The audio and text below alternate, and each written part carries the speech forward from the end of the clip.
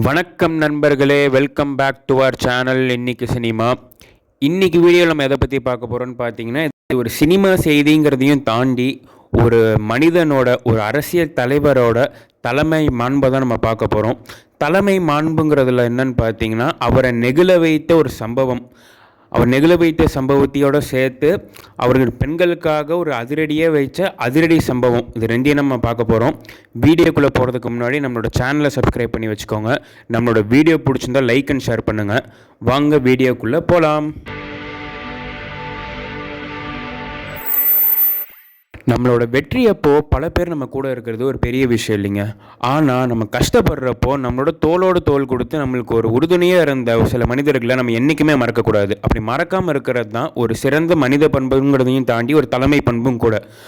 அப்படி நம்மளோட தலைமை பண்பை தான் இன்றைக்கி நம்ம தளபதி புரிஞ்சிருக்காரு.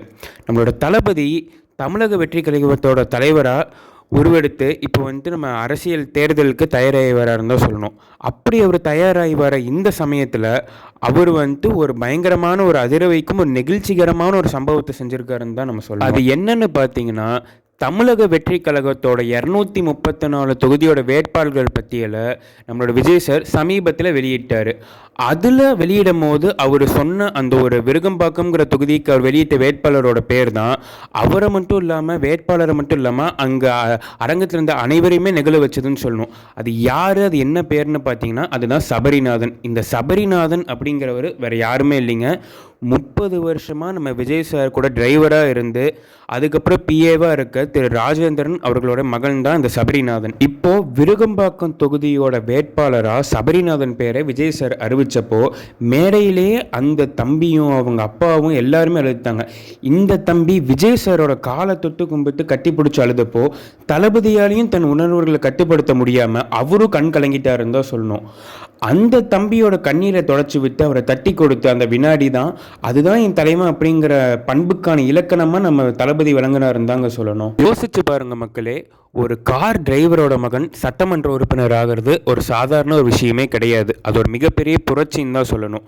அப்படிப்பட்ட ஒரு விஷயத்தை நம்ம தளபதி பண்ணுறதும் இல்லாமல் தனக்கு தோள் கொடுத்து விசுவாசமாக இருந்த சிலருக்கு தான் காட்டும் ஒரு நன்றியாகவும் மரியாதையாகவும் தான் இது இருக்குது அப்படிங்கிறது பலரும் சோஷியல் மீடியாவில் சொல்லிட்டு வராங்க. அதையும் தாண்டி இது நம்மளுக்கு என்ன புரிய வைக்குது அப்படின்னா, நம்ம தளபதியை சொல்கிற அந்த ஒரு கருத்து தான், தன் கூட தன் கஷ்டப்படுற காலத்தில் இருந்தவங்கள தான் என்றைக்குமே அங்கீகரிக்காமல் விடமாட்டேன் அப்படிங்கிறது ரொம்ப ஆணித்தனமாக சொல்கிற மாதிரி தான் இருக்குன்னு தான் சொல்லணும். இதை பற்றி நீங்கள் என்ன நினைக்கிறீங்க அப்படிங்கிறத நம்ம கமெண்ட் செக்ஷனில் சொல்லிட்டு போங்க. அடுத்து என்னன்னு பார்த்தீங்கன்னா, நம்ம தளபதி விஜய் டிஜிபி ஆஃபீஸ்க்கு நேராகவே சென்று கொடுத்த அந்த புகார் தான். அவர் தானாக நேரிலே சென்று அந்த புகார் எதுக்கு கொடுத்தாருன்னு பார்த்தீங்கன்னா, நம்மளோட ராக்கெட் மேன் ஆஃப் இந்தியா அப்படின்னு சொல்லப்படுகிற நம்மளோட ஏபிஜே அப்துல் கலாம் ஐயா அவர்களோட முன்னாள் ஆலோசகரான திரு பொன்ராஜ் ஐயா அவர்கள் என்ன சொல்லியிருக்காருன்னா, அவர் டிவிகேயில் இருக்கும் களப்பணியாற்றும் பல பெண்களை பற்றி ரொம்ப மிக அவதூறான சில அவதூறான கருத்துக்கள் அப்படிங்கிறதையும் தாண்டி சில ஆபாச வார்த்தைகளோடு கொச்சையான முறையில் அவர் பல தொலைக்காட்சியோட நேரலைகளில் அவர் தனது கருத்தை பதிவிட்டிருக்காரு. ரொம்ப மோசமான சில வார்த்தைகள் வச்சு அவர் பெண்களை இழிவாக பேசுகிறாரு அப்படிங்கிற காரணத்துக்காக அவர் மேலே சட்ட ரீதியான நடவடிக்கை எடுக்க சொல்லி நம்மளோட தளபதி நேராகவே போய் டிஜிபி ஆஃபீஸில் கம்ப்ளைண்ட் கொடுத்துருக்காருன்னு தான் சொல்லணும். பெண்கள் பற்றின அவதூறான பேச்சுகளுக்கு விஜய் சார் எப்பயுமே சகிச்சுக்கிட்டு இருக்க மாட்டாருன்னு நமக்கு தெரியும்.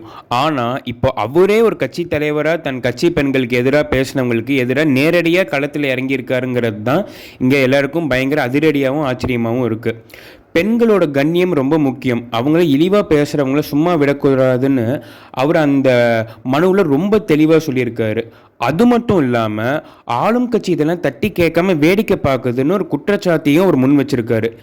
இது மூலியமாக விஜய் சார் கொடுக்குற மெசேஜ் என்னன்னா, என் அரசியல் பெண்களுக்கு பாதுகாப்பு முதல் இடத்துல இருக்கும், பெண்களுக்கான பாதுகாப்பு உறுதி செய்யப்படும் அப்படிங்கிறத அவர் ரொம்ப திட்டவட்டமாக தெளிவாக அவரோட இந்த நடவடிக்கை மூலம் சொல்கிறாரு. சினிமாவில் ஹீரோவாக வில்லன் அடிக்கிறது வேற, நிஜ வாழ்க்கையில் அநீதிக்கு எதிராக போலீஸ் ஸ்டேஷனில் போய் நின்று பேசுறது வேற. விஜய் சார் இப்போது ரியல் லைஃப் ஹீரோவாகவும் மாறிட்டு இருக்காருன்னு தான் சொல்லணும். இதை பற்றி உங்களோட கருத்து என்ன, இது எப்படி இதை கையாண்டா, இந்த விஷயத்தை கையாண்டா நல்லா இருக்குங்கிறதையும் நீங்கள் தாராளமாக நம்ம கமெண்ட் செக்ஷனில் தெரியப்படுத்திட்டு போங்க. ஆக தளபதி சினிமாவில் அவரோட உச்சத்தை விட்டுட்டு இந்த அரசியலுக்கு வந்தது ஒரு சாதாரண விஷயமே கிடையாதுன்னு, தான் கூட இருக்கிற சாதாரண வேலையாட்கள் கூட அவங்களோட வாழ்க்கையில் அடுத்த கட்ட உயரத்துக்கு கொண்டு போகிறதுக்காக அவர் பாடுபடுற அந்த மனசு தான் எங்களோட தளபதியோட மனசுன்னு பலரும் சோஷியல் மீடியாவில் ரொம்ப ஆதங்கத்தோடு தங்களோட ஒரு நெகிழ்ச்சியான ஒரு சில கருத்துக்களை பதிவிட்டு வராங்க. அதை பற்றி நீங்கள் என்ன நினைக்கிறீங்கன்னு சொல்லுங்கள்.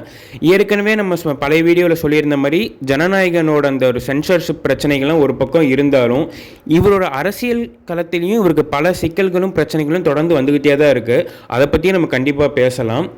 அதை தாண்டி இன்றைக்கி அவர் கூட இருக்கிற தனது ஒரு பிஏவான ராஜேந்திரன் அவரோட மகன் சபரிநாதனுக்கு தான் கொடுத்த ஒரு பதவியாகட்டும், இல்லை அவர் பெண்களோட பாதுகாப்பை உறுதி பண்ணுறதுக்காக எடுத்து வச்ச சில முயற்சிகளாகட்டும், இதை பற்றி நீங்கள் என்ன நினைக்கிறீங்கிறத தாராளமாக நம்ம கமெண்ட் செக்ஷனில் சொல்லிட்டு போங்க.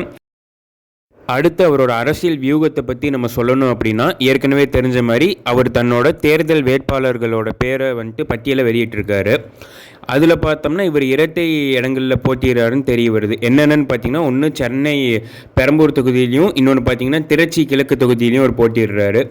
இவர் வெளியிட்ட இந்த பட்டியல், வேட்பாளர்கள் பட்டியல் பார்க்கும்போது நம்மளுக்கு ஒரு விஷயம் தெளிவாக புரியுது. அது என்னன்னு பார்த்தீங்கன்னா, அவர் தனது விஜய் மக்கள் இயக்கமாக இருந்த காலத்தில் முதலே தன்னுடன் பயணித்து மக்கள் பணி செய்தவர்களுக்கு அவர் வாய்ப்பு கொடுத்துருக்காருங்கிறது ஒரு விஷயம் நல்லா புரியுது. அது மட்டும் இல்லாமல் சீனியர்களுக்கு மட்டும் இல்லாமல் இளம் தலைமுறைகளையும் அரசியல்படுத்த வேண்டும் என்று அவரோட ஒரு முயற்சி. புது இளம் தலைமுறையான இளம் வேட்பாளர்களும் அவரோட பட்டியலில் இருக்காங்கன்னு தான் சொல்லணும்.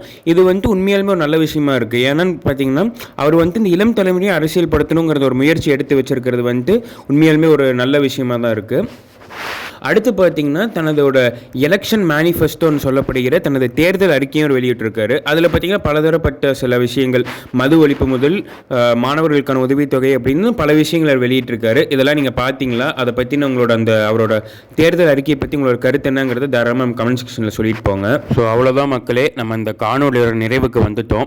ஸோ விஜய் சார் எடுத்து வச்ச அந்த பெண்களுக்கான அதிரடி முடிவாகட்டும், இல்லை அவர் தன்னோட பயணிச்சவங்களுக்கு கொடுக்குற மரியாதையாகட்டும், இல்லை அவரோட தேர்தல் வியூகம் ஆகட்டும், இதை பற்றி உங்களோட தனிப்பட்ட கருத்து என்ன அப்படிங்கிறத பற்றி தாராளமாக நம்ம கமெண்ட் செக்ஷனில் சொல்லிட்டு போங்க.